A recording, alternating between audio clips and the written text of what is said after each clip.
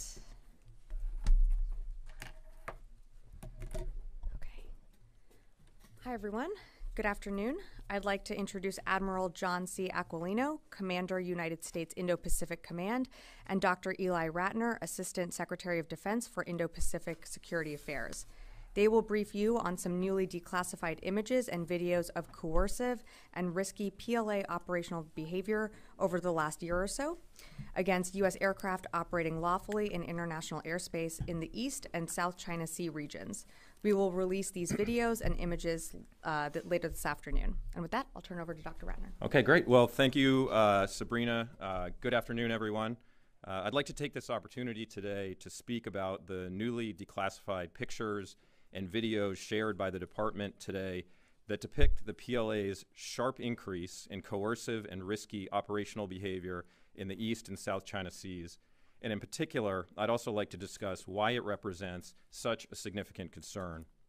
Now, as many of you know, every year for over 20 years, the Department of Defense has released what we call the China Military Power Report, or the CMPR.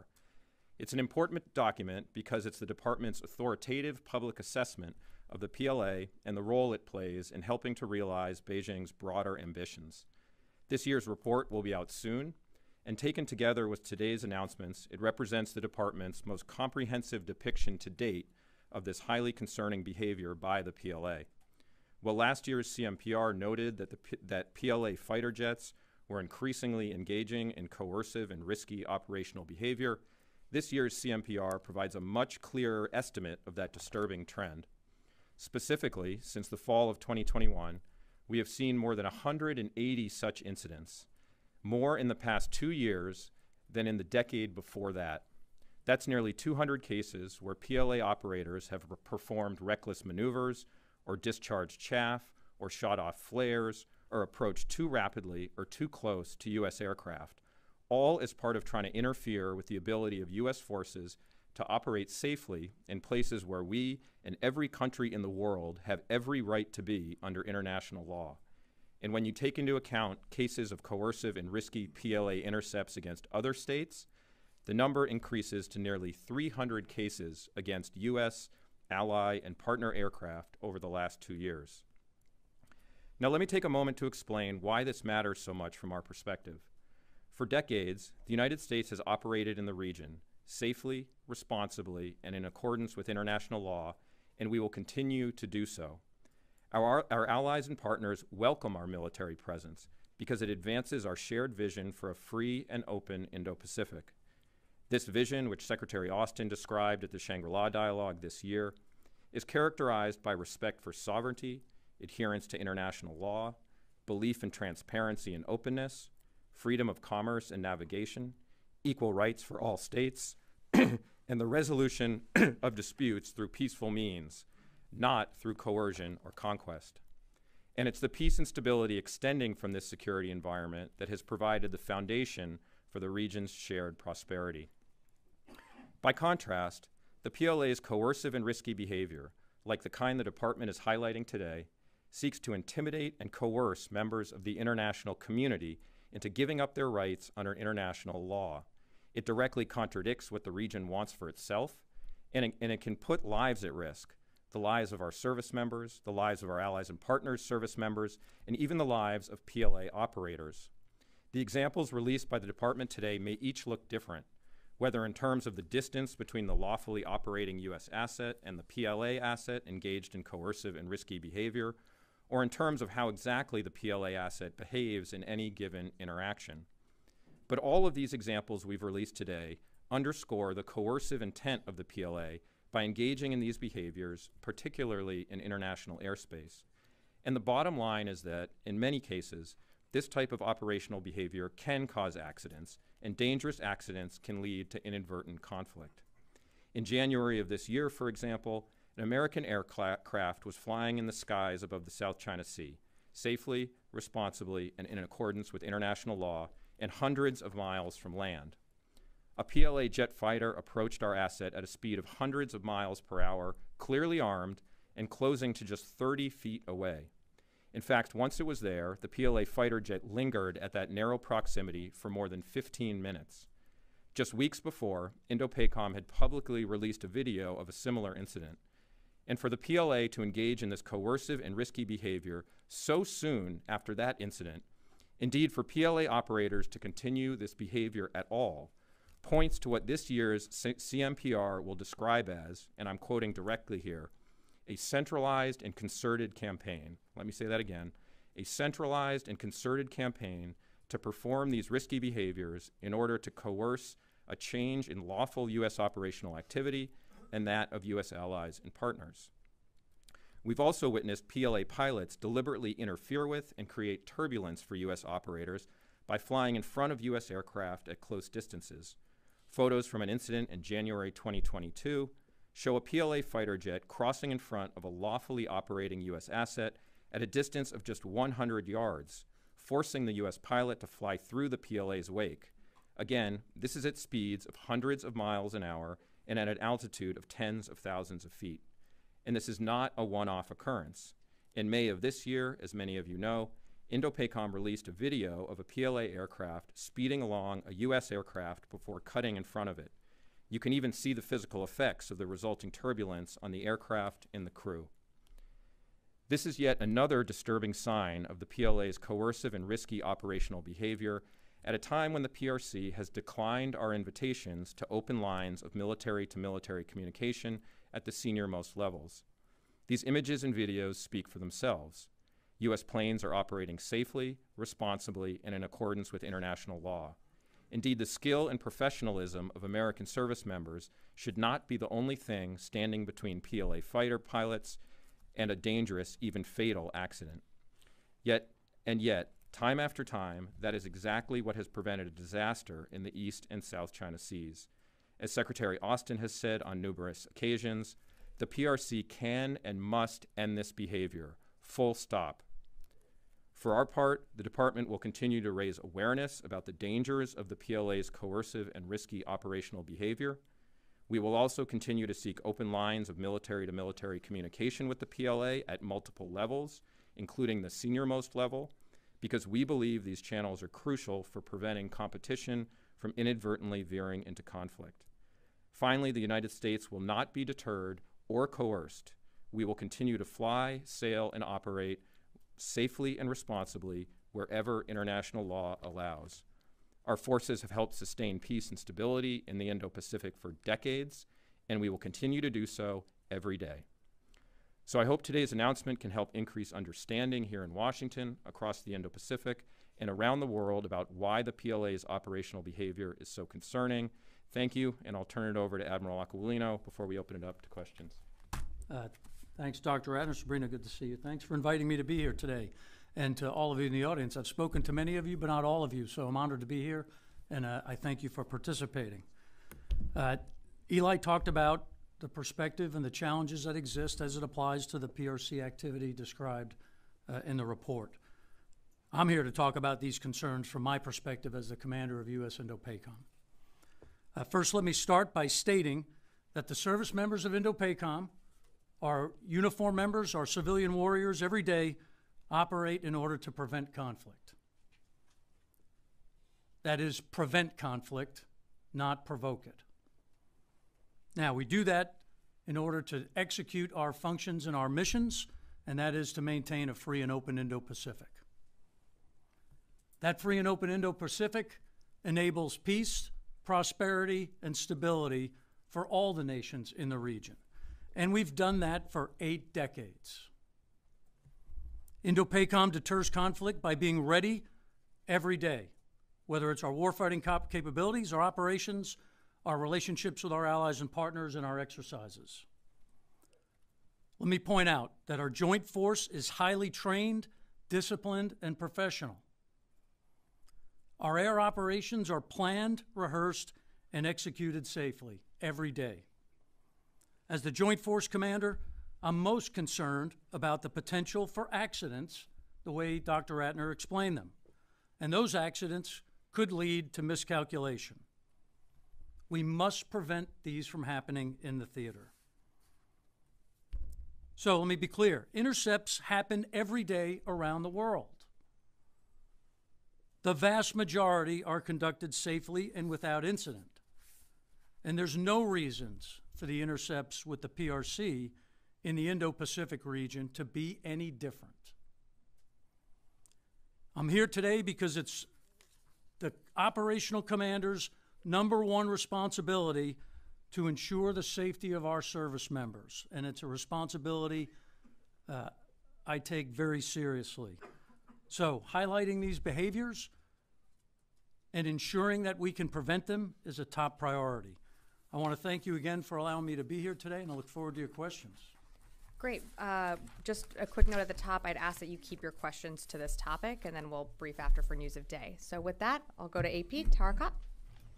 Thanks for doing this. Admiral Aquilino, given the new conflict in the Middle East, how concerned are you that you do not or will not have the assets you need, given that there's now 2 carriers monitoring the Med?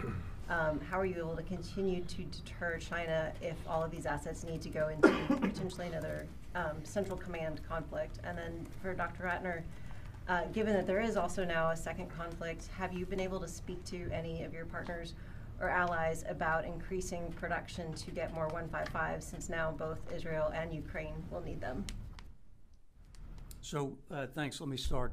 First, it is incredibly sad to watch the actions of the terrorists in the Middle East. It's also sad to watch the illegitimate, illegal war in Ukraine that's been initiated by the Russians. As it applies to the Indo-Pacific and my responsibilities, what I'll tell you is I haven't had one piece of equipment or force structure depart. The United States is a global power, and that means we can deliver effects and execute our deterrence responsibilities across the globe. I don't think any other nation can do that at this time, but the United States can. Oh, by the way, the Indo-Pacific Command has 2 aircraft carriers right now at sea as well, along with a large portion of the joint force executing deterrence missions in my theater. And maybe I'll just follow up. I'm going to stay away from the questions about issues related to other theaters and discussions with our allies and partners.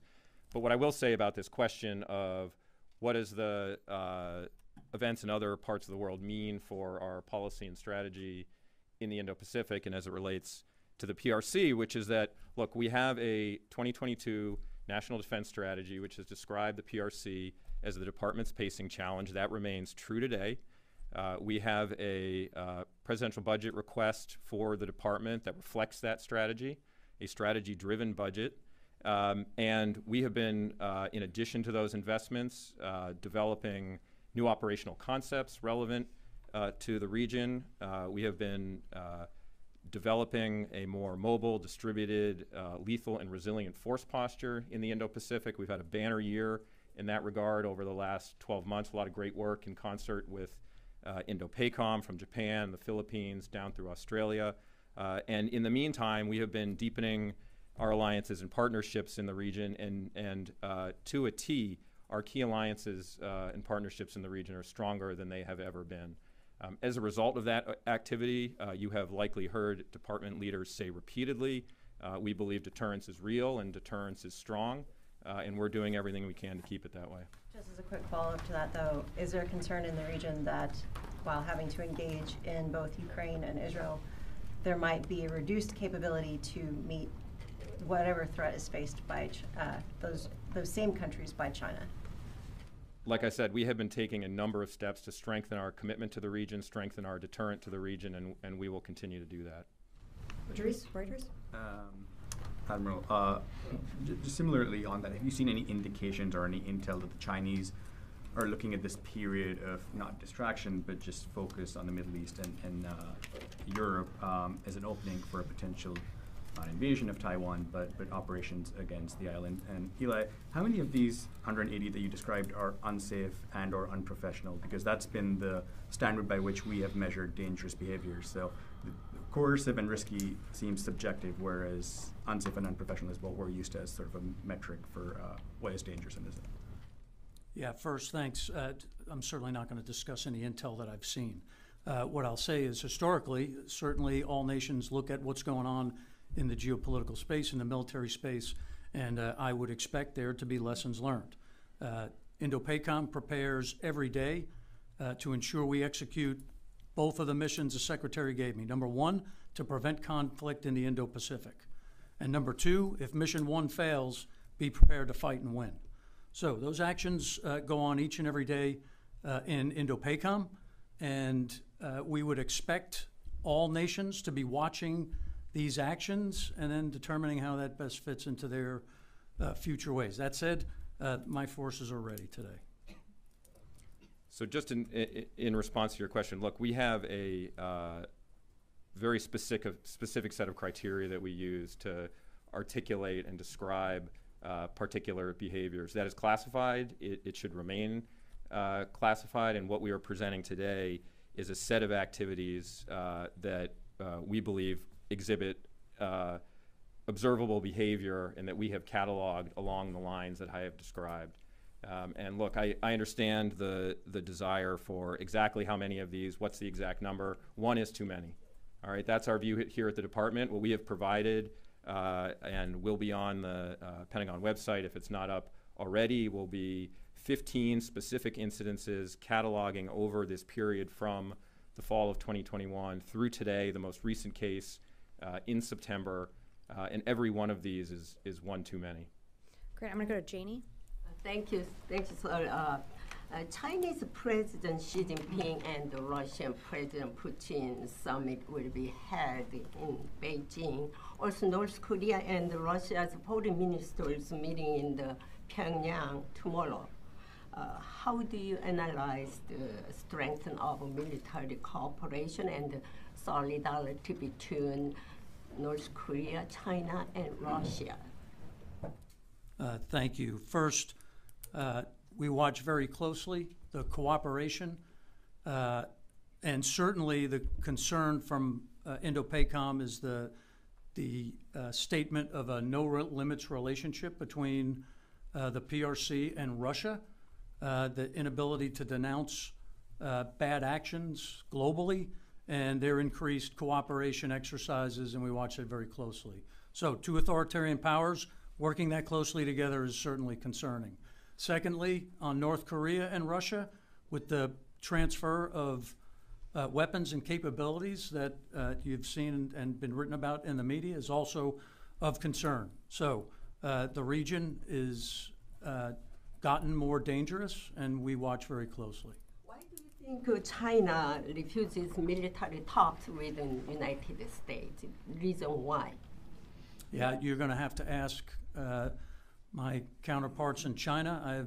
As I've been on the record before, I've asked to speak with my counterparts, the Eastern and Southern Theater commanders now, going on 2.5 years.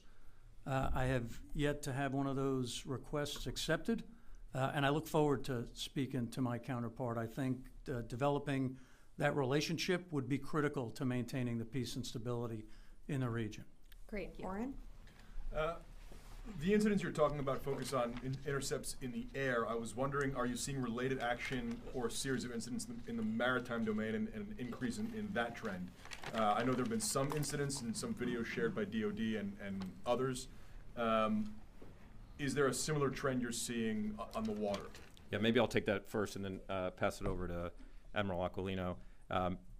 Absolutely, yes. This is part of a broader pattern of PLA behavior throughout the region, throughout domains and throughout geographies, that we're seeing this behavior on the water, in the East China Sea and the South China Sea. We're seeing it against allies and partners, not just the United States. We're seeing it on land against our Indian partners. So this is part of a much broader picture. What we wanted to do today was focus on this particular set, provide some information and some data in this particular issue that we think is dangerous, and one that Secretary Austin has spoken about directly, publicly, and privately with allies and partners, and frankly privately with PRC counterparts when he's had the opportunity to do that. But Long, if you want to talk about the broader regional picture. Yeah, there's certainly incidents in the maritime that are concerning. We released one not long ago when the U.S. and Canada were transiting through the Taiwan Strait, and PLA ship cut directly in front of the United States ship. That's one example. There are more. I think the best I would say is if you look at what the Philippines have released most recently as it applies to utilizing fire hoses in an attempt to blocking their movement into Second Thomas Shoal. It's similar to the air domain. Great. I'm going to go to Tom. Admiral, is there any indication of communication between the U.S. and allied pilots and ship drivers and the Chinese? Or is it a one-way conversation or any conversation? And also, I know you can't get into intel, but is this being ordered by the highest levels of the Chinese government, or is this more a lower-level kind of military thing going on here? Yeah, I'd go to what Dr. Ratner talked about as a part of the report. I think the report assesses that this is a part of a strategy by the PRC, so that's point one. Point two, the first thing we do at all points in the operational space is attempt to communicate to ensure both parties understand where are we, what are we doing, what's our intent, to ensure we can avoid any type of accident. That is always step one. Sometimes that communication happens, sometimes it doesn't. And there's I think there's video in some of those, or audio in the videos that articulate sometimes the responses that we get. There are expansive claims that are not in accordance with international law, but the United States always attempts, step one, to communicate and ensure we understand intent. You say sometimes it's communications. Any sense, percentage, 20% of the time? Yeah, I don't have the Any sense? percentage. I'm going to go to Courtney. I saw your hand up. Thank you. I just wanted a clarification on your answer to Idris, because I didn't understand. Are you saying that now it's classified whether something is unsafe or unprofessional? No. What I was describing is the very specific criteria that we use around these, and some of the data is classified. In fact, what you are seeing today is the result of months and months of efforts to declassify this information and sanitize it for public release. So we don't think it's in our interest and in our national interest to get into very specific details about the nature of all of these incidents because of how our other countries may use that information. So we're not today prepared to go beyond the data which we're releasing here, but just to emphasize that we believe we're providing a significant amount of transparency into the event today. Is that a policy that only relates to Indo-Pacific Command? Because I know for EUCOM, we've had Pat Ryder stand here at the podium and tell us that something that happened with the Russian aircraft was unsafe and unprofessional. So is that And only we have done that on a case-by-case basis. The question here was about very specific summary data about all of the events, and we're not prepared to share that data today. So just to be clear, that the 180 that you referenced that were, I think you said they were risky, is that? Coercive. Risky and what? Coercive. Coercive. That is, it's language that I think we've known for a long time, unsafe and unprofessional, and how that was a characterization that I think a lot of us are just familiar with, frankly. So I guess I'm having a hard time equating how to take that information that you're putting out today with how we have characterized these sorts of things in our reporting in the past. So are all of these things risky and coercive considered unsafe and unprofessional then as well? I'm not going to get into additional labels. Well, let me just say, let me this. take a shot at it, Courtney. I think what I would say is when you get to unsafe and unprofessional, that's really concerning behavior, right? People's lives are at risk. What we've seen since 2001 is a set of actions that have brought airplanes much closer together than are comfortable for those in the cockpit. In other words, flying off my wing at 15 feet for 45 minutes has too much of a chance to lead to an accident. We've seen an increase in those close intercepts and activities in very close proximity to our airplanes since the fall of 2001. A subset of those 180 have been unsafe, unprofessional. Great. We're going to take one more question. Sorry, we can provide you with an articulation of the criteria that was used for these events today. We'll do that. Yep. And I know our briefers have limited time, so I'm going to take one last question from Rio. Yeah, thank you very much. The question to Dr. Ratner. Does the Pentagon encourage allies and partners to release the Chinese unsafe behavior to the public so that the public will get a better understanding of what the Chinese is doing? I would say our position is that is their story to tell. Those are their sovereign decisions to make about releasing that information. I think from our perspective, we believe that transparency around this is important for better understanding about this behavior. Yeah, I would say all those things you've heard about and publicized from other nations have been publicized from other nations. What I think they show is the linkage to what we're putting out today is this is not behavior just faced by the United States. This is behavior that many of our allies and partners are having to deal with in the region. And again, to Dr. Ratner's point, one accident is too many. We went through it in 2001, and certainly my intent as the operational commander is to do everything possible to ensure that we can protect our aircrew and that all nations should have the expectation of being able to operate safely in international airspace in the region. That's the rules-based international order that you hear us talk about so frequently. Great. Thank you, guys. I know that we have a lot of questions, but unfortunately that's all the time our briefers have for today, and I'll be up here to take your questions. Thanks, all. Thanks. Thank you.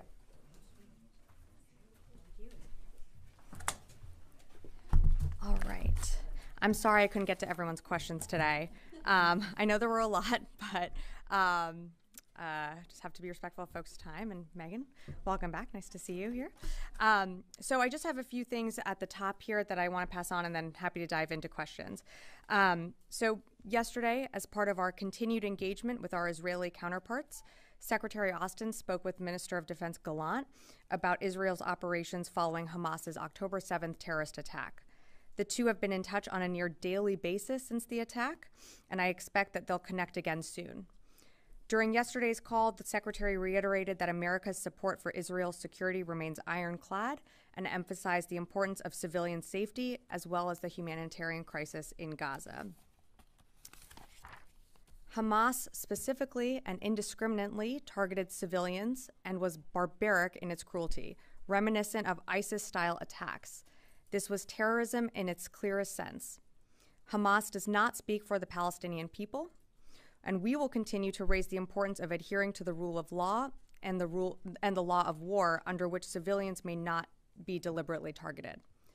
The department remains focused on three objectives: supporting Israel's defense through security assistance, sending a strong signal of deterrence to any actors who might be thinking of entering the conflict, and staying vigilant to any threats to U.S. forces in the region.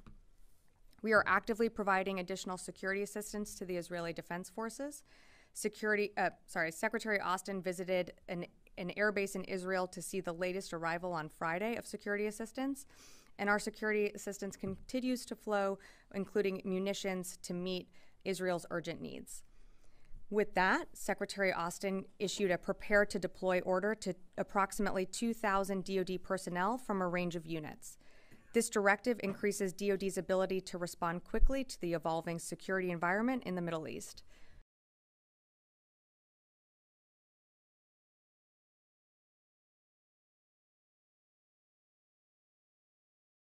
Intelligence, surveillance, reconnaissance, and transportation and additional capabilities into the But to be clear, no decisions have been made to deploy any of these forces at this time.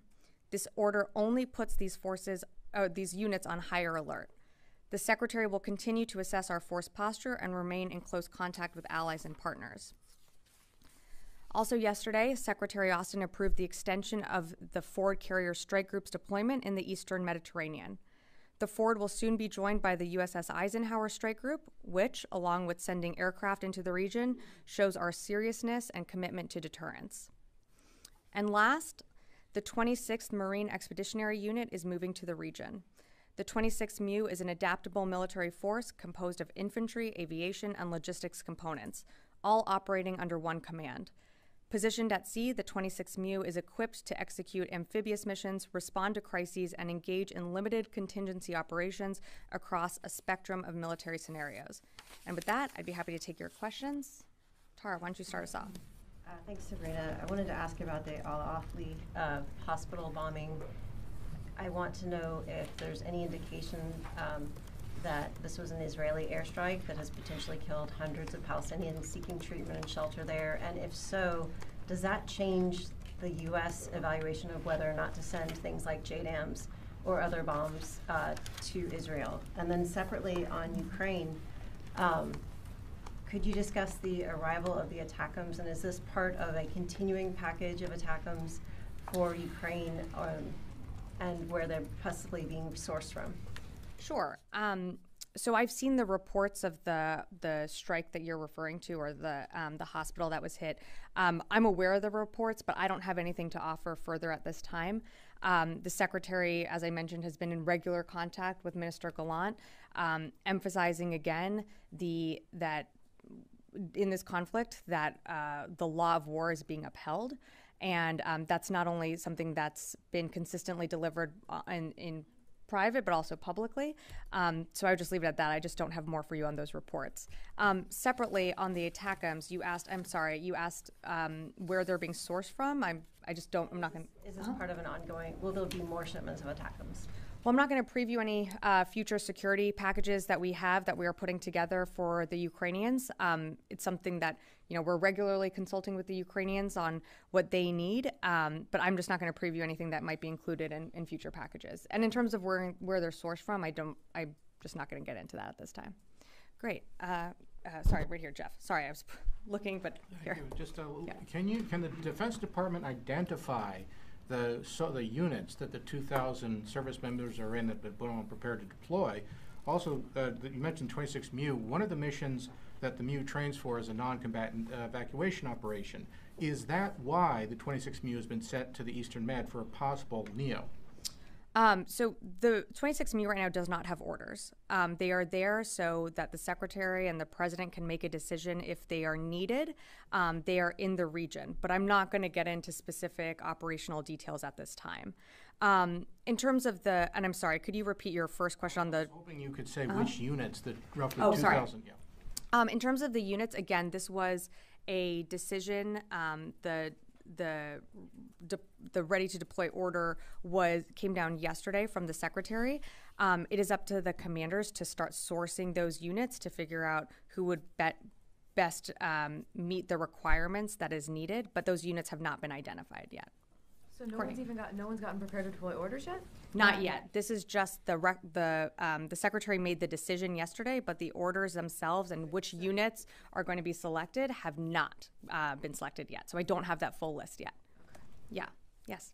Thank you very much, Sabrina. Sure. So far, U.S. officials, including but not limited to Secretary of Defense Austin, they say repeatedly that there's no conditions set on the use of the U.S. ammunition provided to Israel. Yeah. And just in the past, you've seen the pictures, you say yourself, that there's been an attack against an hospital, with massive hundreds of casualties. So isn't there any concern within the Department of Defense that whilst you're supplying these military assistance, you kind of part of it, or like you might be militarily involved in any possible war crimes committed against civilians? So what I will say is that exactly what you just mentioned, what you just said, is that we did not put any preconditions on Israel when it comes to using our security assistance. From the beginning, what we have said is that governments like us, our democracies, is what separates ourselves from Hamas. We certainly expect Israel, as with any ally or partner, to uphold the law of war. It should be very clear that Hamas is the one putting Palestinians or those in Gaza at great risk. I mean, they are putting their command and control units inside hospitals, inside areas where there are innocent civilians. So the fact that they've set up command centers at these hospitals just shows the brutality that they're willing to engage on, that they're willing to use civilians as a way to mask their operations, but also to see them as casualties. That's not how we democracies are going to, or how the Secretary in his conversations with Minister Gallant, we have always emphasized that the law of war be upheld. Have you seen that so far? Be upheld, the laws of war by Israel? We are in constant communication with the Israelis. We have seen them, I think, be very deliberate about where they are striking, continuing to target Hamas locations and away from civilians. Idris, and I'll go to Tom. I mean, you just further to this point, you talked about how, what separates the U.S. and Israel from Hamas. It's your democracies. You expect them to follow the rule of law. But Israel has a very long and well-documented history of targeting and killing civilians. We saw it earlier this morning when the UN said they killed 5 and now roughly 500 believed to be dead. I get the point you're trying to make, that is the expectation. But why not say, given your history, even though you are an ally, we will put in end-use monitoring systems. We will track you in the way that we track other countries. Why not put those guidelines in place, knowing what you know about them? We feel confident in our discussions that the Secretary has had with Mr. Gallant. You just saw Secretary Blinken was back in Israel for a second time in just less than a week. The President is going to Israel today. These are certainly things that will be discussed, but again, we did not put preconditions on Israel when it came to providing security assistance. We feel that Israel is, and democracies like Israel and us, should follow the law of war and will follow the law of war in protecting innocent civilians and directly targeting where these known terrorists are. I guess they're not, is my point. And like, just because a command center is in a hospital, it's still a war crime to target those, right? So I guess what I'm saying is, like, there is evidence that they're not doing what you're saying they should be doing. Why not then say, okay, we will now put in the restrictions? Well, again, in relation to the report that you're referring to, I've seen the reports. I don't have any more details to provide at this time. I don't know who is responsible. We don't have all the facts, and I'm sure as we learn more, that will inform conversations. But right now, I'm not going to go down a hypothetical road of who is responsible for something. What I can tell you again is what the Secretary has been very clear on is that we expect Israel to uphold the law of war, and our priorities, our objectives in supporting Israel is making sure that Israel has what it needs through our security assistance, sending a continued strong message of deterrence that should any other actor think of entering the conflict, that they think again, and that we are being mindful and vigilant of any threats to our U.S. forces. Tom? Yeah. Along these lines about the law of war, the Israelis have cut off water, fuel, electricity, food to 2 million people in Gaza. The ICC sees that as a violation of international law. So does the UN. How does the administration see that? Is that a violation of the law of war by that action? Well, we don't want to see any innocent civilians without water, power, the necessities that they need to survive. Well, just a sec. So we do know that water was turned back on in the southern part of Gaza. We're continuing to engage with the Israelis on making sure that civilians have what they need and that they can clear out or evacuate into safe areas. You're seeing that. You're, again, seeing ongoing discussions from the State Department. And then tonight, the President is flying to Israel, where I expect that, of course, he will raise this issue. Those in Gaza moving south, they thought it would be safe. But Israel is bombing the Rafah area. So how is that safe? Well, again, I talked with Israel about, listen, if you want people to move south, you have to make it safe for them. And that's something that I can assure you the Secretary has been communicating to Minister Gallant and is having other calls with partners and allies in the region to assure that, or to ensure, I should say, that innocent civilians within Gaza, which includes American citizens, have a way to leave that area safely. And we are also urging them to turn on, like they did, water in the south part of Gaza so that civilians can have access to that. I'll go to Nancy. Thanks. I wanted to get a couple clarifications. Is there any U.S. evidence that there was a command center in this hospital? In relation to this attack? Yeah. I just have seen the reports. I'm not sure exactly. U.S. has no confirmation of that.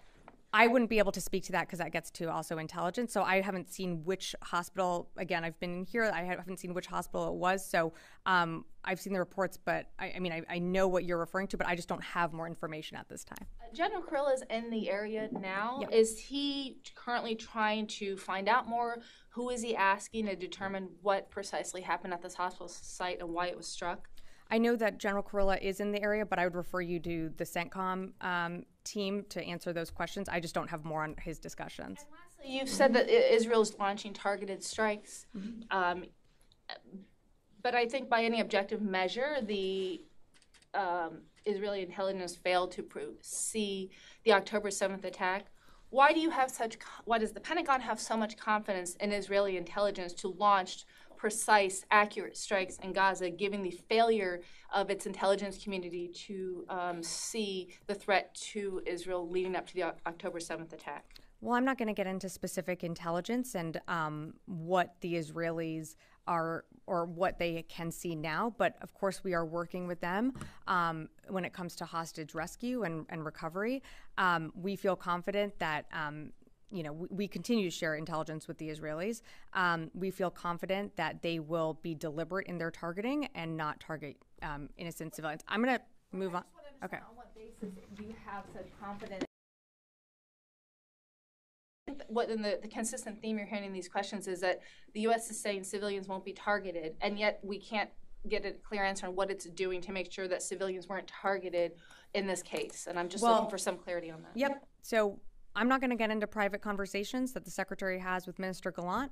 I can tell you that what I've heard consistently from the Secretary and from this administration is that we expect all democracies, like Israel, to uphold the law of war. That's something that's incredibly important. That's something that sets us apart from whether it's other governments, other terrorist organizations. And that is a consistent theme that the Secretary brings up in his calls, and not just the Secretary, but across this administration. Yeah, James. So, just given on the same subject that we've been talking about, is it the Defense Department's position, and by extension the White House, that we trust the Israelis more than we trust the Ukrainians? Because as you've said, we have not put preconditions on the Israelis. We expect them to follow the law of war. Yet we have put conditions on the Ukrainians, particularly as it relates to cluster munitions. They are required to tell us where they've used them. They're required to keep a list of how they've used them and what targets they have had. So do we trust the Israelis more than we trust the Ukrainians? I wouldn't look at it like that. I would say that both Ukraine and Israel are engaged in two very different wars right now. I would say that the way that the Ukrainians are employing the depicums on the battlefield is responsible. They are keeping track of where they are going. That is something for their own safety that they are doing in order to, when they start clearing those, when they start taking back their territory, to avoid further civilian casualties, to avoid any type of cluster munition that did not go off. That is for their security as well. And Russians have been also using cluster munitions on the battlefield as well. Let me finish. So can I just finish? Can I just finish really quick? Okay, I'm just going to finish this really quick. So again, Israel is one of our oldest, longest partners and allies in the region. We are working with them very closely when it comes to providing them the security assistance that they need. I think, James, we have to remember that this attack is considered their 9/11. They have every right and should respond to the terrorists that killed innocent people.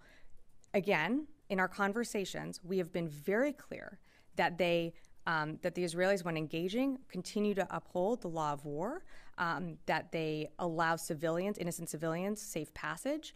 But again, we have to remember that they were attacked viciously on October 7th. I'm going to move on. Yep. Fox? Yeah. Liz? What exactly is the U.S. and is the Pentagon doing to ensure the safety of Americans in Gaza? And have any members of the U.S. Embassy team gone into Gaza to help find the hostages?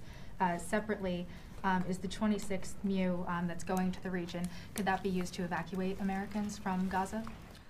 So on the 26th MEU, right now they have not been tasked with anything in particular. So they are there if needed. And at the Secretary and the President's discretion for whatever they feel they could be used for. But they don't have orders. And so at this time, I'm just not going to get into any operational details. You had asked me one other question before that. If any of the U.S. is doing to ensure there are no boots on the ground in Gaza. Yeah. Is the U.S. doing anything to ensure the safety of Americans in Gaza? Oh, I'm sorry. Are they given any sort of different guidance? The State Department is really taking the lead on that and continuing to engage to ensure that American citizens do have a safe passage out. What the department is focused on, again, is those three priorities that I listed out, which is sending a message to the region on deterrence, providing security assistance to Israel, and then, of course, staying incredibly vigilant of any threats to our U.S. forces. But beyond that, I don't have anything else. Oren. Two questions. Will the U.S. conduct its own investigation of the hospital explosion in Gaza to have its own decision on, or own clarity on whether it was an Israeli airstrike or something else? I'm not going to get ahead of any investigations that have or have not been launched. not going to take that. And if the conflict spreads beyond Gaza and we see Hezbollah or other parties getting involved, does DoD have the authorities it needs to carry out whatever actions it sees fit, or does it need an AUMF if the decision is made to become involved? We, of course, would certainly consult with Congress on any type of action that we would take that involves U.S. forces. But right now, that's a hypothetical. Our main goal by positioning not one, but a second carrier will be there soon, is to send a message of deterrence, to say to actors in the region who think that they might want to take advantage of this conflict, do not do that. This is not the time to do that.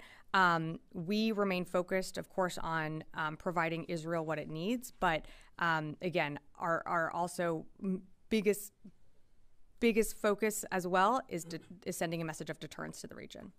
Fadi. Thank you, Sabrina. I just have one clarification Sure. of something you said, and I have another question. Okay. You said, I believe, that you saw the reports concerning the targeting of... I'm aware of the reports. You're aware of the reports about targeting the Baptist Hospital, which is under the Episcopal Church in Jerusalem. But you don't have information on what happened. However, you felt the need to say that Hamas uses hospitals to have command centers. Why did you feel that you needed to put that in if it's not clear what happened there to you?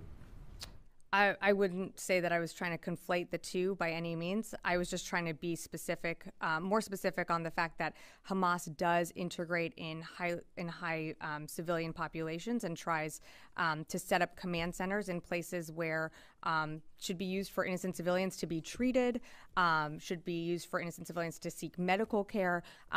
I would not conflate or draw any type of comparison to the attack that I've only heard the reports. I don't even know where it is located. I'm getting information from you as I'm standing up here.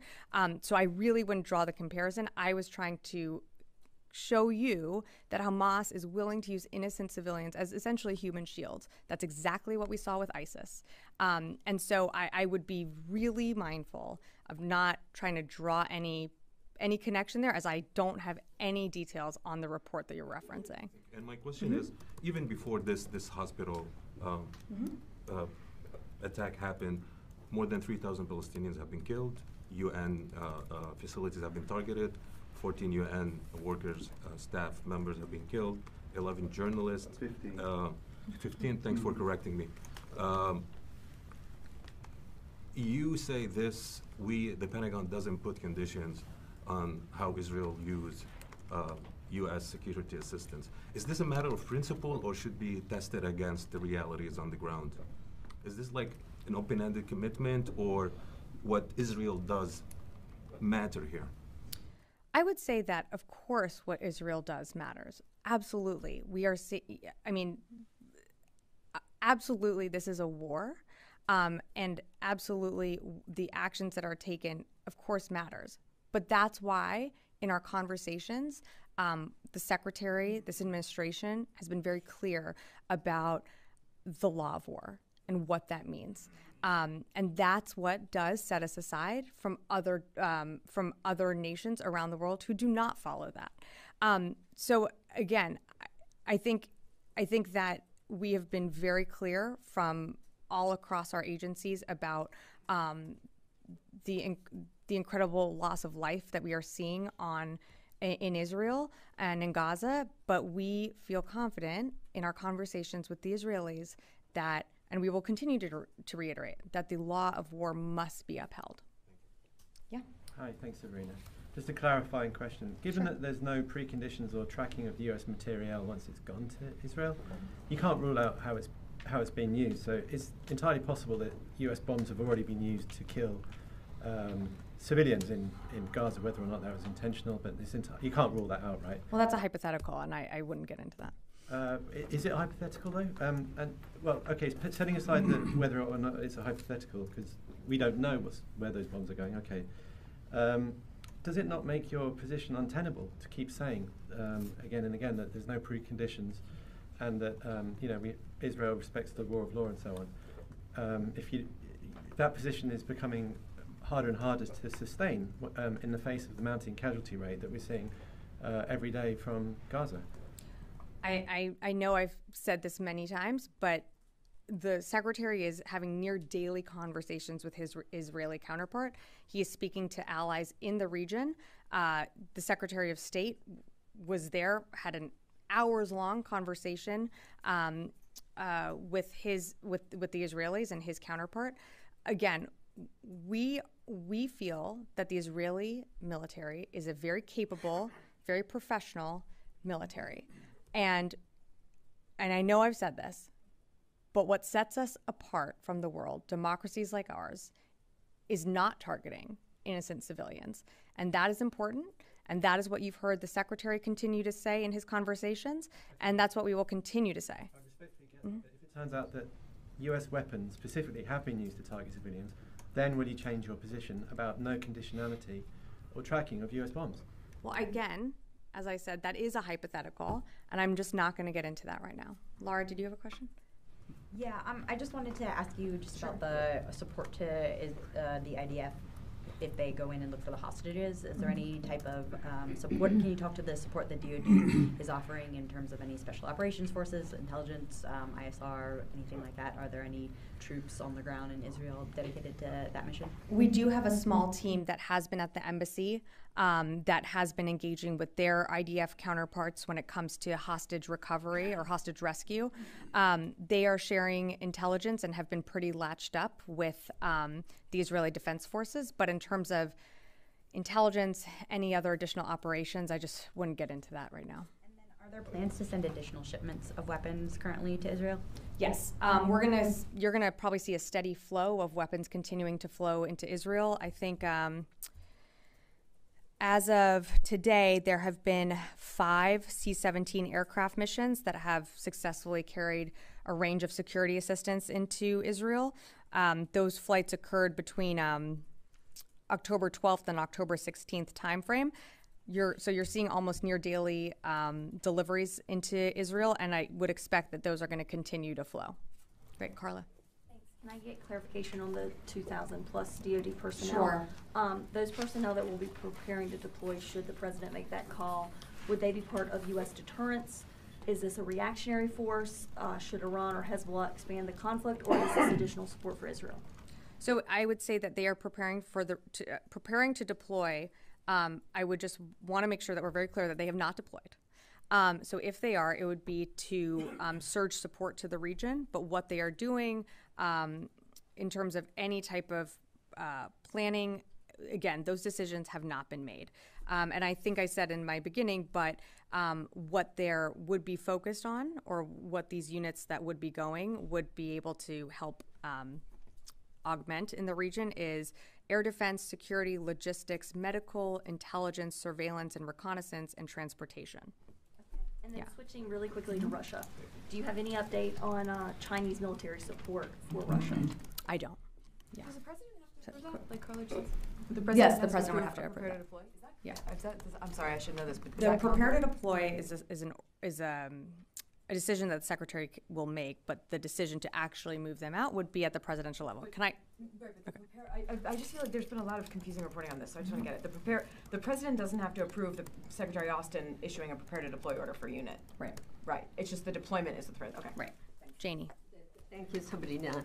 The Israeli Ministry of Defense reported that Hamas used the North Korean rockets when it when it attacked Israel.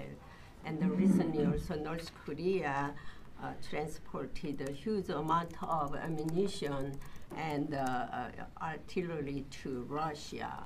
What tools does the United States have to stop North Korea from providing these weapons to Hamas or Russia? Thank you. I haven't seen those reports, so I'm sorry. I just wouldn't be able to offer a comment on that. Wafa? On Nancy and Fadi's question about the command centers. I'm not seeking intelligence here. I'm just asking you if you can say yes or no.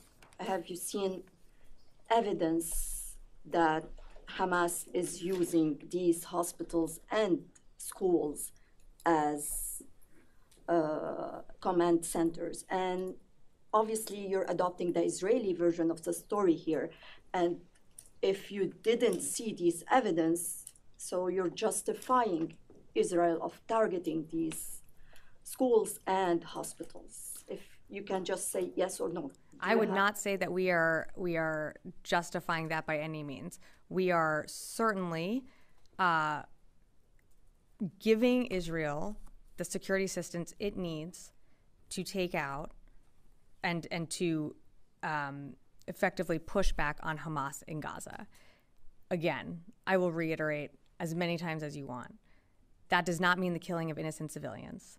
We expect, and we have in our conversations, the Secretary and others across this administration have reiterated the absolute need to uphold the law of war.